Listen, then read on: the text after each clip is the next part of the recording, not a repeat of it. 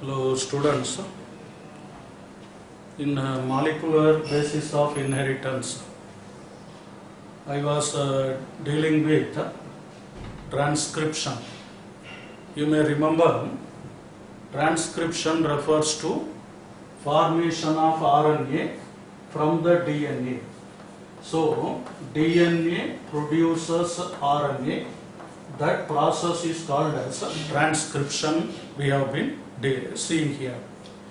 Regarding transcription unit, I was telling you some point actually. So transcription unit, you know that transcription occurs in a particular gene only in a given time, whereas replication will take place throughout the DNA molecule. Transcription will occur only in a particular point of the DNA molecule. That during transcription, that particular point will be opening up like a bubble here. Remember, the DNA molecule will open up like this in that particular point. This area or this part is called as transcription unit. We are telling it is called transcription unit. You know that in this two chains of DNA, anti-parallel nature is present, polarity will be differing. Imagine if this chain is in 3', 5' direction or polarity, opposite chain will be in 5', 3' polarity, it will be present. So this area alone I am taking now and enlarging it for our understanding. Imagine now, this is one of the DNA strands, this is another DNA strand. This strand is in 3', 5' direction. This strand is in 5', 3' direction due to anti-polarity or anti-parallel nature, and hydrogen bonds are present between them. During transcription, any one strand only will be acting like a template we have seen. Especially the strand which is having 3', 5' will be called as a template strand we are telling. It is called a template strand. Based on that strand only, complementary ribonucleotides will be added and we will be getting a RNA molecule. Remember, for synthesis of RNA, we need ribonucleoside triphosphates we need. There in replication, we needed deoxyribonucleoside triphosphates we needed. Here ribonucleoside triphosphates we need as a raw material. Now this is called a template strand and this one is called as a coding strand we are telling. In the previous class I told you one point. Coding strand is otherwise called as anti-sense strand actually. Template strand will be called as sense strand. Why means based on the sense strand only RNA will be synthesized. For synthesizing this RNA, we need an enzyme called as RNA polymerase enzyme. DNA dependent RNA polymerase enzyme is needed for this purpose. DNA dependent RNA polymerase. In replication we needed a DNA dependent DNA polymerase. Here RNA polymerase is needed.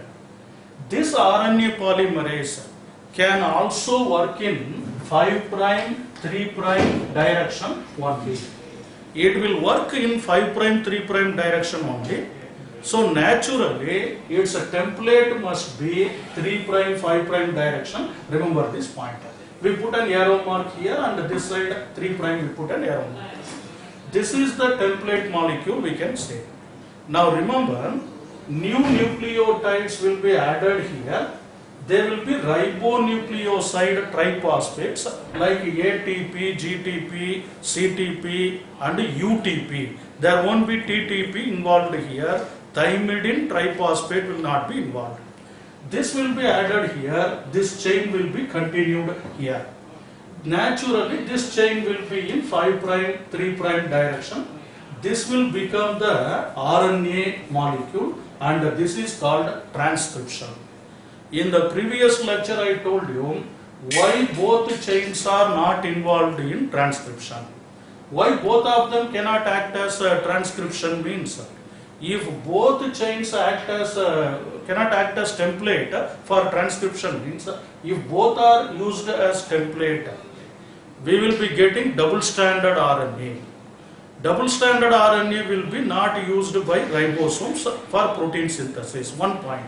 Second thing is, the RNA produced by this strand will be different from the RNA produced from this strand. So two different RNA molecules are produced, and that will lead to confusion during protein synthesis. So for two reasons, only one strand is used as a transcription template. Another strand is called coding strand. Why it should be called as coding strand? On the other day, I told you one important point. The newly synthesized RNA, will be complementary to template strand. It will be complementary to the template strand, but it will be identical to the coding strand, but identical to the coding strand actually, to the coding strand. This is the important point we have to remember. It will be similar to the coding strand, but complementary to the template strand. So remember, complementarity and identical nature, both are not similar. Both are different. Identical is different. Complementarity is different. In complementarity, if adenine is here uracil will be added. Here also naturally thymine only will be there. Remember, if guanine is here cytosine will be added. Here also cytosine, guanine and cytosine will be there. So this will be identical to the RNA. It is called coding strand we are telling. Now remember, for the convenience, here this the transcription unit can be differentiated into three parts actually. Towards the 5' end of the transcription coding strand, there is one area, there is one part called as promoter region is present here. This area is called promoter of the transcription unit, it can be called. Towards the 3' end of this transcription unit, here there is a terminator part or terminator area is present. So towards 3' end of the coding strand, terminator. Towards 5' end of the coding strand, we talk everything with reference to coding strand only. Towards 5' end of the coding strand, promoter is present. Between them, the remaining part of the DNA, it is called as structural gene we are telling. It is called as structural gene, remember. So, three parts are there in a transcription unit. What are they? One is called promoter. Okay, and another one is called as terminator. Between promoter and terminator, there is a structural gene is present here. That is why we can remember this point that structural gene is flanked means on both sides. Promoter and terminator, they flank the structural gene, we can say. Now remember, this wherever promoter gene is there, that 5' end, towards 3' end, it will be synthesized, I told you. This direction of the transcription unit is called upstream direction, we can say. From the 5' end of the coding strand, it is called upstream direction. So, RNA will be synthesized in upstream direction from the 5' to 3' of coding strand. That is very important. Every point is dealing with the coding strand only, because RNA is identical to the coding strand. Now, sometimes what happens means this promoter and terminator are transient in nature. Very important point, they will be transient in nature. What is the meaning transient means? Suppose imagine in some part of the DNA molecule, this is the DNA molecule, in some part of the DNA molecule, another transcription bubble will take place. And in that gene, this strand may act as a template also. In this bubble, this has acted a template. And in this bubble, this may act as a template. There is a chance. So any strand can be acting like template depending upon the nature of the gene. Remember here, this strand is acting like template. Here this strand is acting like template. Now when this is acting like template, this will be the 3' end I told you, and this will be the 5' end. Naturally this strand, here 3', here 5'. Then what will be the direction of RNA synthesis? RNA will be starting here and it will be moving this way. Try to get this point. Here RNA will be starting here and moving towards upstream, we are telling. Whereas here what happens, they will move this side actually. Because this strand can act as a template also.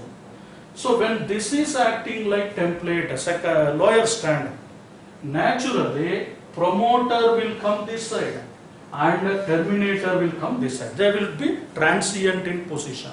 Just like a train moving between Bangalore and Mumbai. It will be moving on the same parallel track only. But what happens, the engine will be changed, that's all. When the train is going towards this way, towards Mumbai, the engine will come this side, front.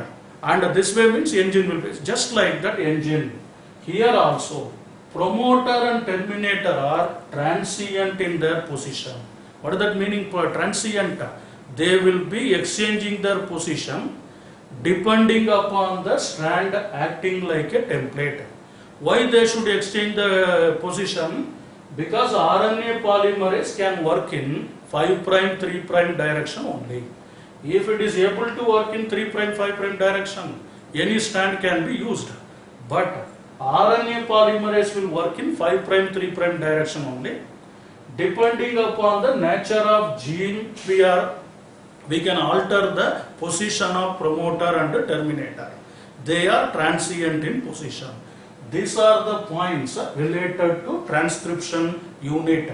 Now, if at all the polymerase is working in this direction means it will be called downstream. This is upstream. This one will be called as a downstream direction.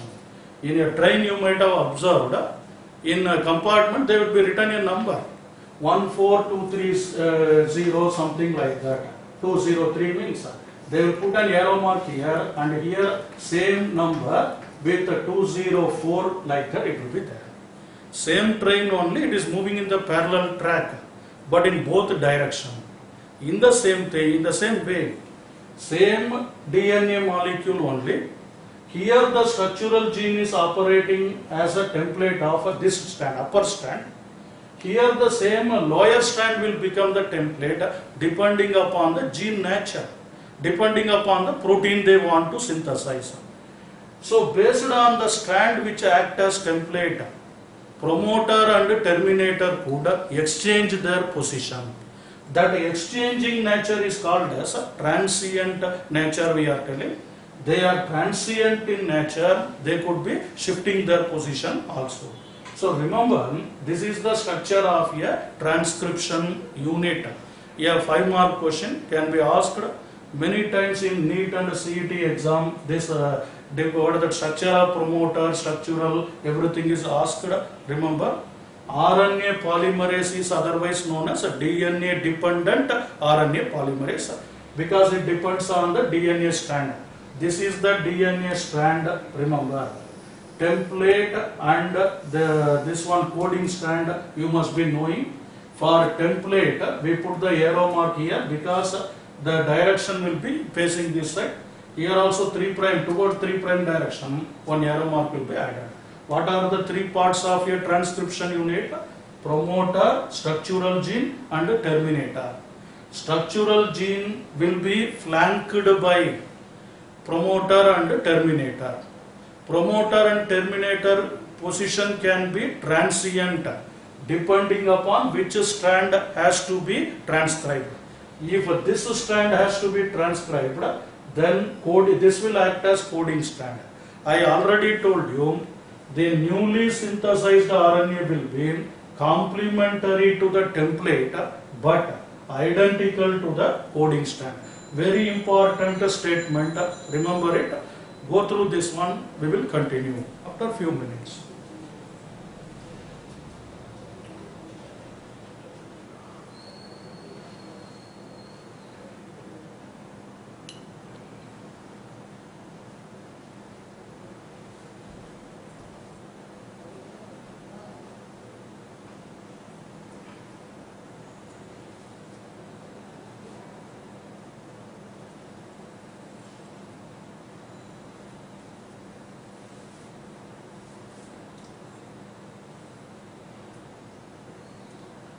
Okay. Students, regarding transcription, let us discuss some more points related to this here. Listen.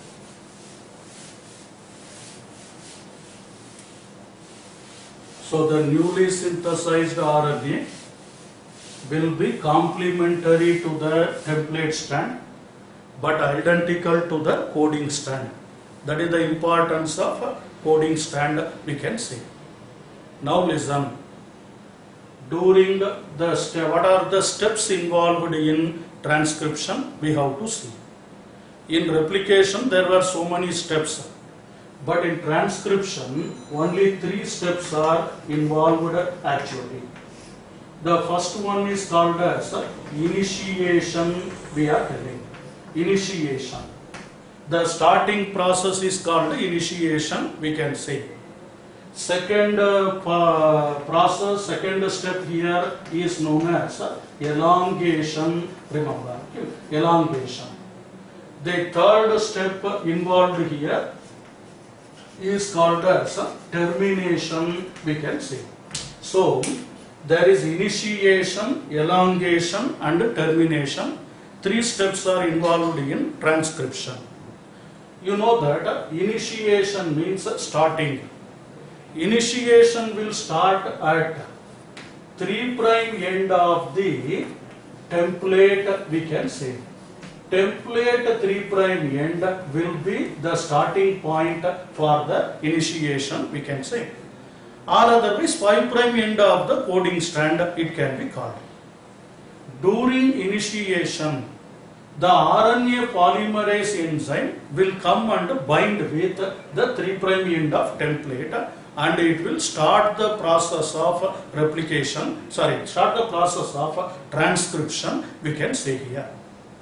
What happens during elongation?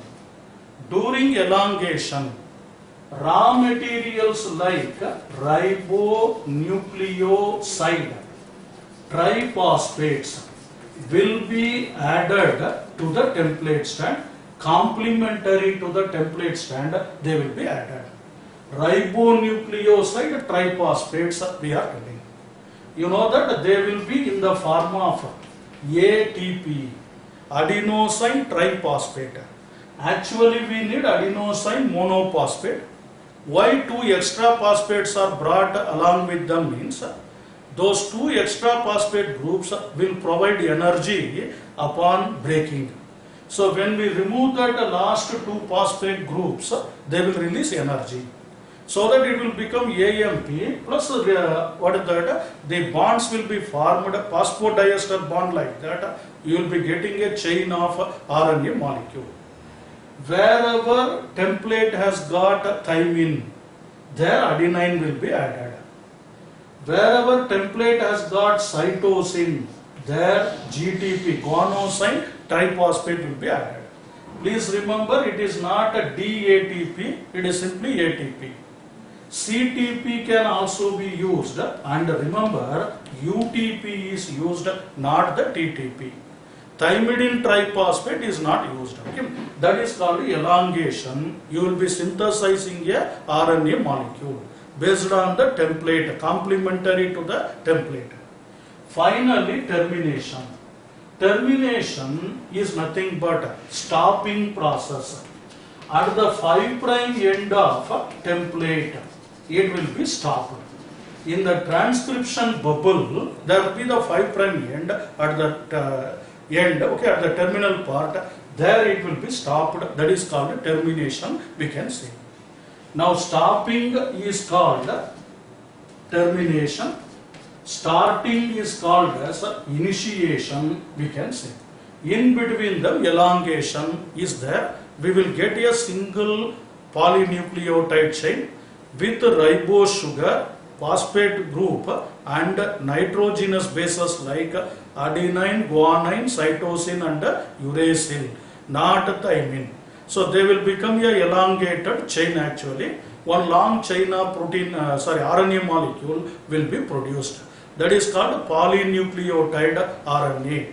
Now remember, these are the 3 steps: initiation, elongation and termination involved in transcription. Now we shall come to some important aspects like differences between transcription in prokaryotes and transcription in eukaryotes. I am going to explain. It is a larger point, a 5-mark question. How prokaryotes and eukaryotes differ in their transcription, we are going to see. Let me explain it, just make note.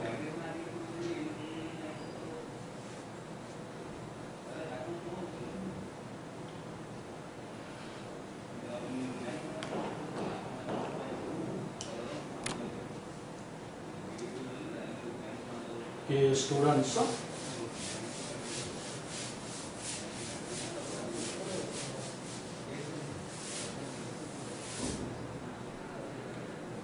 let me explain you some important points related to prokaryotes and eukaryotes. Differences between prokaryotes and eukaryotes with reference to transcription, we are going to see. An important point, more differences we are going to learn here, somewhat complicated in nature. Remember, in the case of prokaryotes, transcription will occur in cytosol, you may be knowing. It occurs in the cytosol. There is no differentiation between cytoplasm and nucleoplasm, so it occurs in cytosol. Whereas in the eukaryote, it occurs in the nucleus of the cell, we can say. In eukaryote, there is a well-defined nucleus. Within that nucleus, the transcription will be taking place. That is one important point. Second important difference between prokaryote and eukaryote is, in the case of prokaryotes, there will be, remember one point, only one type of RNA polymerase will be used for this purpose. Only one type of RNA polymerase enzyme is used for transcription in prokaryotes. Only one type of RNA polymerase is used for initiation, elongation and termination.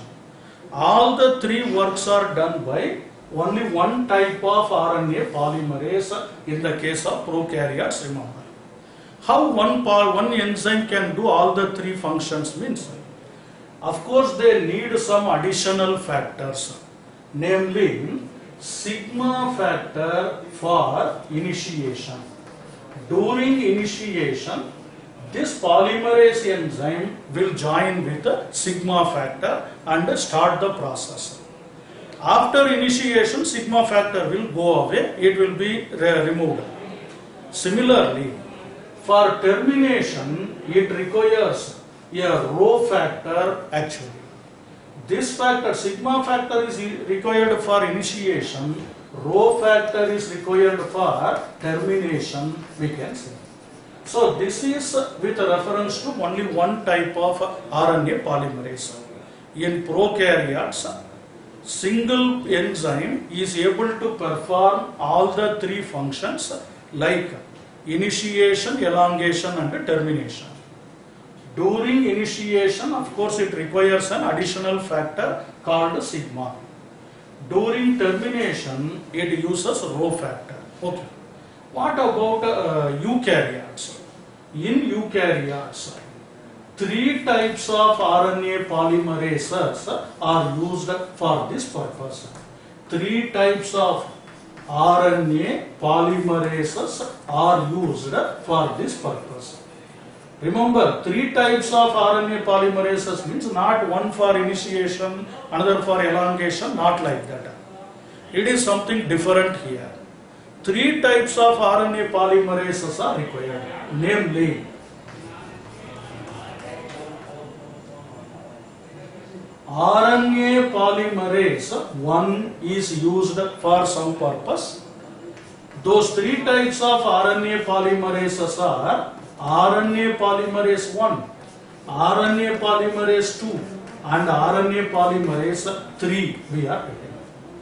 What is the use of these three types of RNA polymerases? Let them complete talking.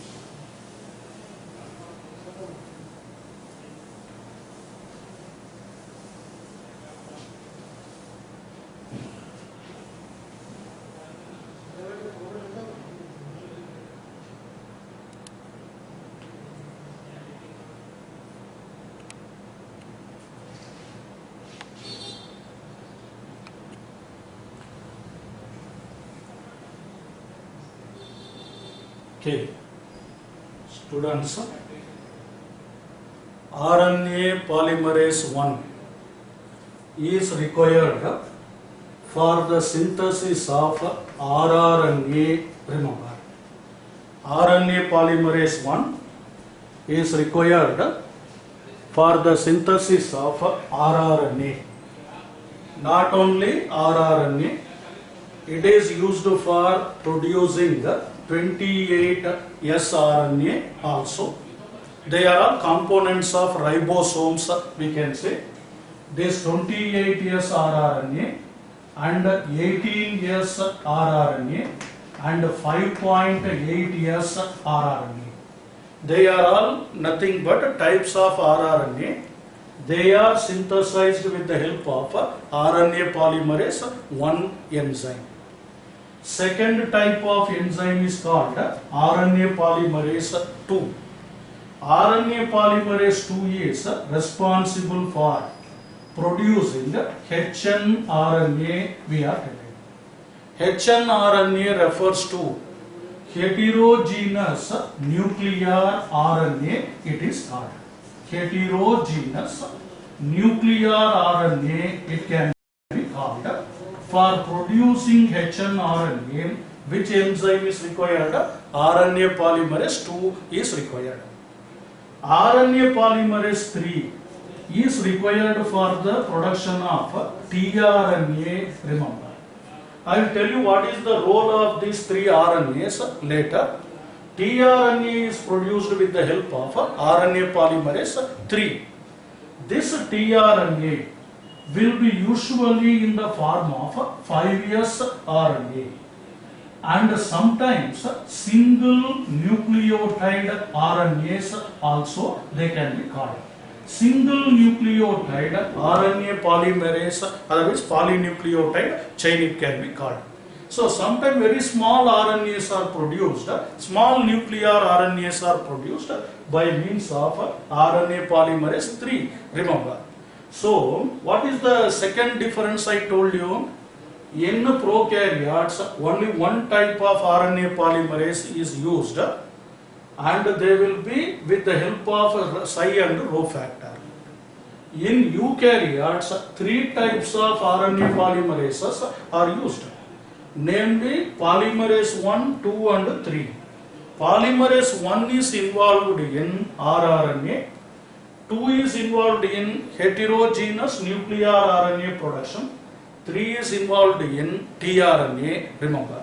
So that is the second major difference between prokaryote and eukaryote, we can say.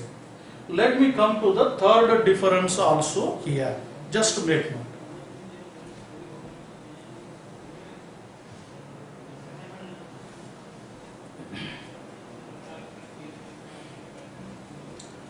Okay, students,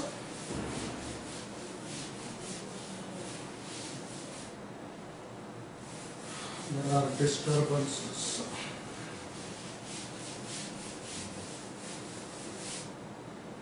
The third point, third difference between prokaryotic and eukaryotic transcription we are going to see here is, in the case of prokaryotes, there will be polycistronic RNA is produced, or polycistronic DNA is present in the case of prokaryotes.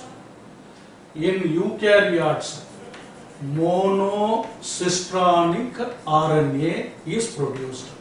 Remember this word, what is called monocistronic, what is called polycistronic, we have to remember. Remember, cistron means, cistron refers to, okay, the word cistron refers to a part of a gene which is involved in polypeptide synthesis.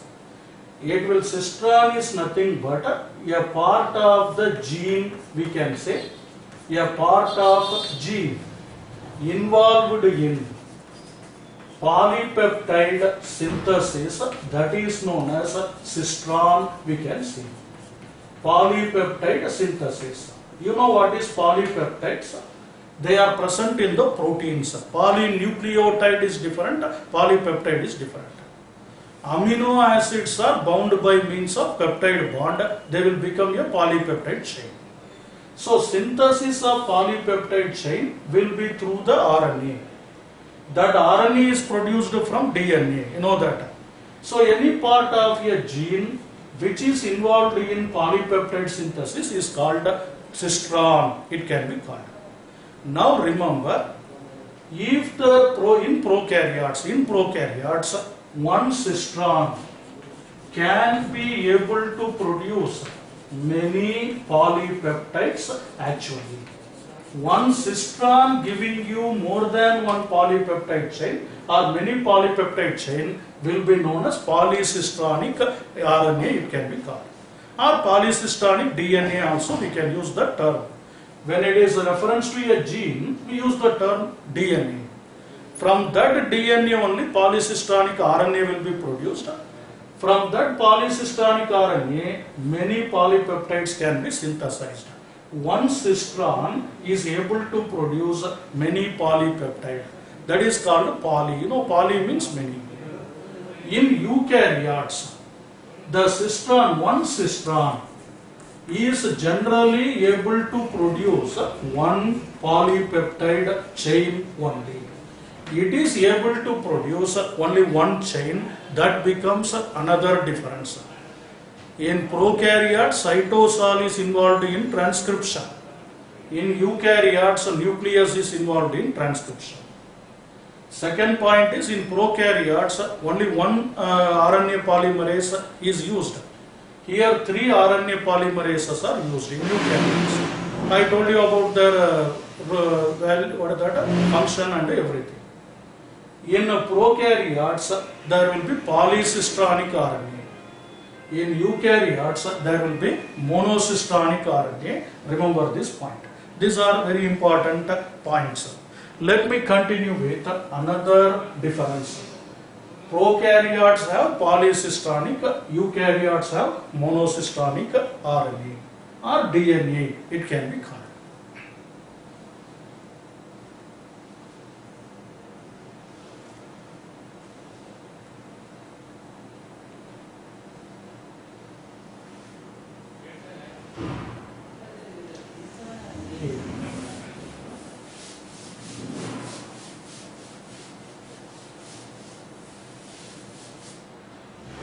In the case of prokaryotes, there can be another difference, another point we can learn. Prokaryotes will produce functional RNAs directly. They will produce functional RNA directly. Immediately after transcription, the RNA will be ready for translation. So they will produce functional RNA, and because of that, translation could occur immediately. The translation could occur immediately in the case of prokaryotes. That become the point. What about eukaryotes means? Eukaryotes does not produce functional RNA. They have split genes they have. This in the case of eukaryotes, their genes will be called as split genes. Why they are called split genes means, listen here. These split genes will be producing hnRNA, heterogeneous nuclear RNA. Just now I told you, polymerase II will produce that hnRNA. This hnRNA is not a functional RNA. Heterogeneous nuclear, I told you. If you analyze that hnRNA here, imagine there can be polarity 5 prime, 3 prime. Let us imagine. In this hnRNA, 2 areas or 2 parts can be visualized. In eukaryotes, non-functional RNA is produced initially. That will be called hnRNA, or otherwise it can also be called as mRNA primer. It can be called primary mRNA. It can be called primary mRNA. So this mRNA, primary mRNA, what is the difference means? Why it is not functional means, in the primary transcript or in the primary, it is called primary transcript. In primary transcript, if you analyze means, 2 areas can be recognized. One is called as exon, we are telling. Another group is called as intron, we can say here. So, this type of RNA will have exons and introns together in the hnRNA. It is called split gene arrangement. Both exons and introns are present in the hnRNA. Why we should bother about exon and intron means, what are they? What are exons? What are introns? One more question is possible. Exons are the part involved in translation. Otherwise, the coding sequence of the what is that RNA will be called as exon. Coding sequence. They will code for protein synthesis. They will give message for protein synthesis. They are the useful parts required for our eukaryotic RNA. But what are introns means? Non-coding sequence. They do not code for protein synthesis. They are not involved in translation. They are simply junk, the junk material present in the RNA molecule. So in the RNA of eukaryotes, immediately after transcription, translation cannot take place. Why?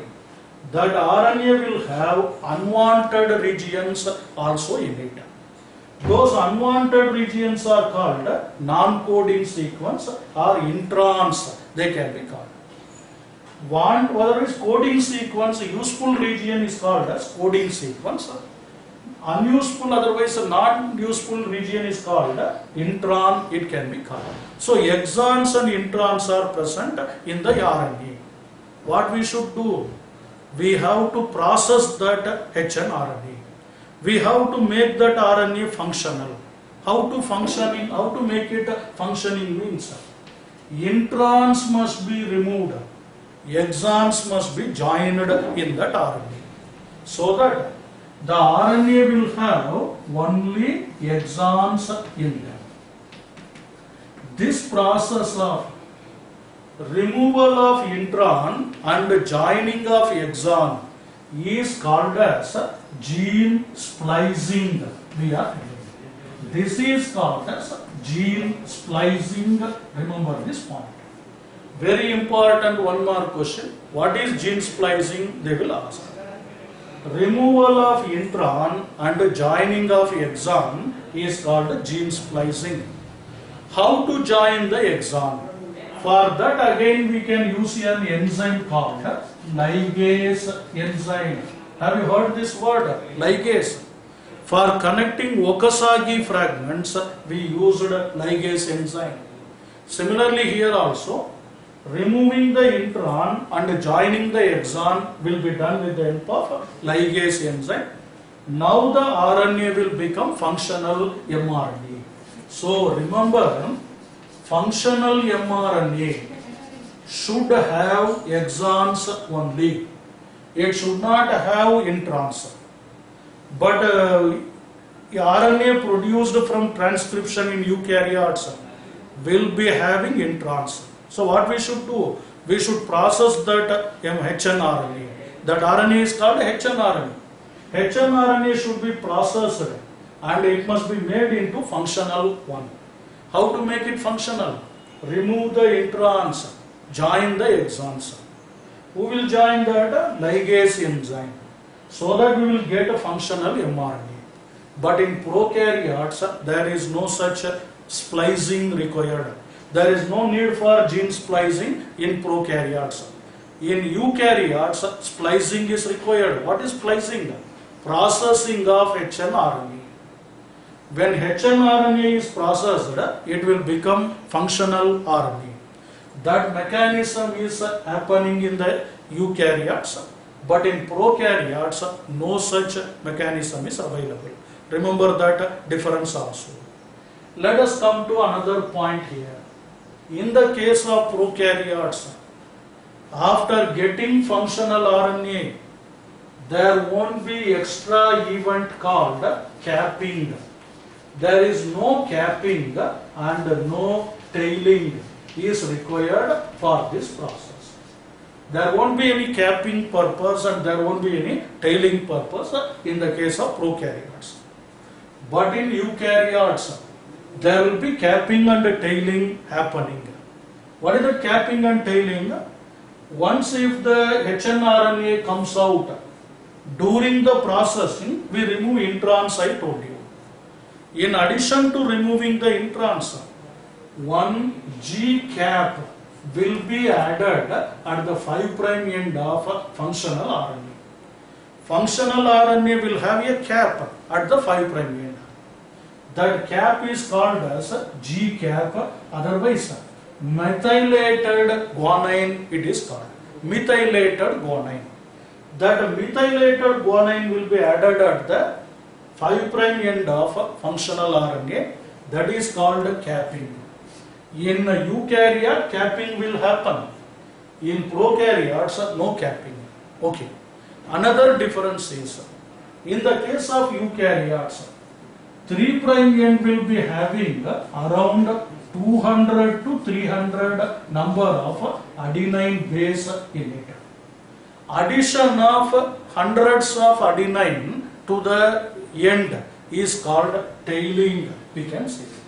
So an adenine tail will be added to the 3' end. Mirinda, we are telling, no, A, like that. Some A will be not about Mirinda, it is mRNA, where many adenine bases will be added at the end here.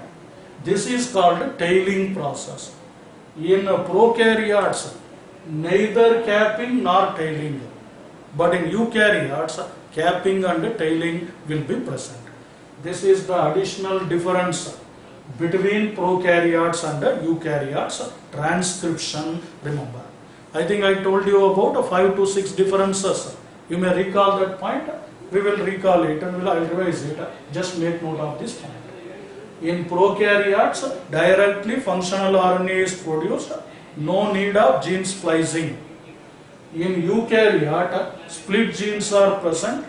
They will produce hnRNA, which is non-functional. It is otherwise called as primary transcript. Primary transcript should be converted into functional transcript.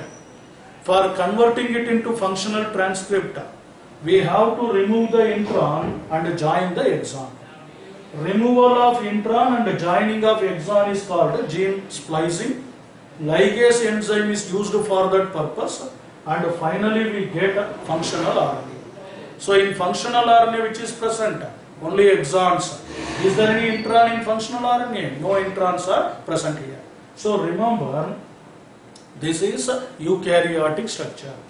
Let us recall those points. I will tell it again. Okay. Prokaryote and eukaryotes. Listen.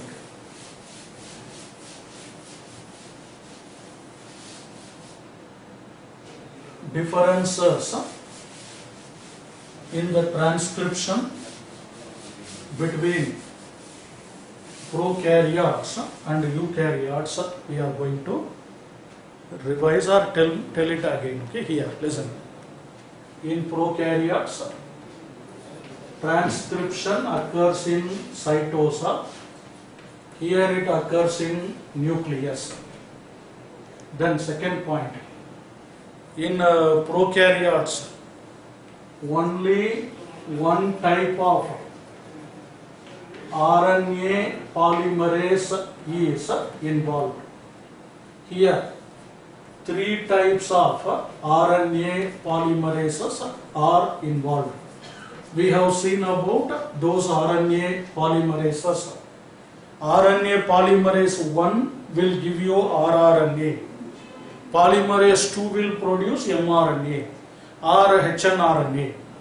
Polymerase 3 will produce tRNA. So that is 3 types of RNA polymerases.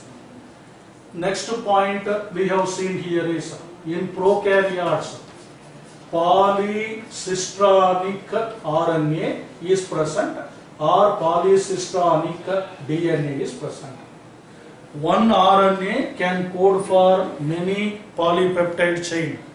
Otherwise, one long RNA will be produced. It will translate many polypeptide chains. That is called polycistronic in prokaryotes. In eukaryotes, monocistronic RNA is present. It is produced here. Remember that point also. Next difference I told you here is, in the case of prokaryotes, functional RNA is produced and it is directly entering into translation, you may be recalling. Whereas here in eukaryotes, hnRNA is produced, that is heterogeneous nuclear RNA. When there is a functional RNA produced directly, there is no need for what is that? Processing. Processing is called gene splicing, we can say. So here there is no gene splicing. Gene splicing is absent in the case of prokaryotes. Here in eukaryotes, gene splicing will occur. What is gene splicing? Removal of intron and joining of exon is called what is that? Gene splicing. Which enzyme is required for that process? Ligase enzyme is required for that process. So here gene splicing is involved. Here in the prokaryotes, there is no capping and there is no tailing also. But what about eukaryotes? Capping and tailing will be taking place here. They will be occurring. Capping is done with the help of methylated guanine. Tailing is done with the help of many number of adenine bases. Several adenine bases will combine together, they will become the tail of the mRNA. Here there is no such thing actually. Then in the last thing I can tell here is, in prokaryotes, both transcription and translation will occur in cytosol only. There is no need of transferring the RNA to the cytoplasm. No shifting, otherwise transferring RNA to the cytoplasm. Okay, here RNA, functional RNA must be transferred to the cytoplasm, because only in cytoplasm translation will take place. Because next step is translation. So far I told you about transcription. There is a difference between prokaryotic and eukaryotic transcription. Around 6 points we have seen, 6-7 points. Very important 5-mark question. Remember the difference between polycystonic and monocystonic mRNA. Polycystonic P for prokaryotes, monocystonic is present in eukaryotes. There will be no gene splicing. Here gene splicing will be there. What is splicing? Removal of intron and joining of exon, it can be called. There is no capping and tailing. Here capping and tailing will be present. Which cap is present in functional mRNA? G cap, guanosine cap. Tail is made up of what? Adenylate tail, it can be called. And there is no need of transferring RNA to the cytoplasm, because it is cytosol, no demarcation between nucleus and cytoplasm. Here there is a transferred to the cytoplasm. Please make note, we shall continue in the next class. Okay? In today's class, I told you about steps involved in transcription and differences between prokaryotic and eukaryotic transcription. Please make note.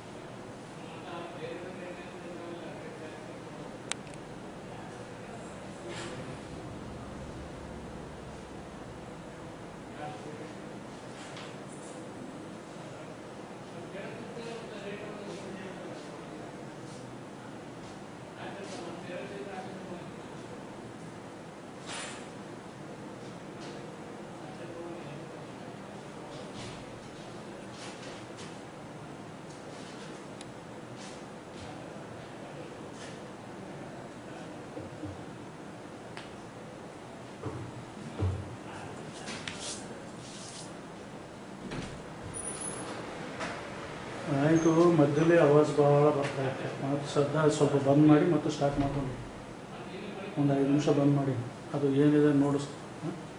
ಎಷ್ಟಾಗಿದೆ ನೋಡಿ, total 54 ನಿಮಿಷ ಆಯಿತು ಎಲ್ಲ ಇಲ್ಲೇ.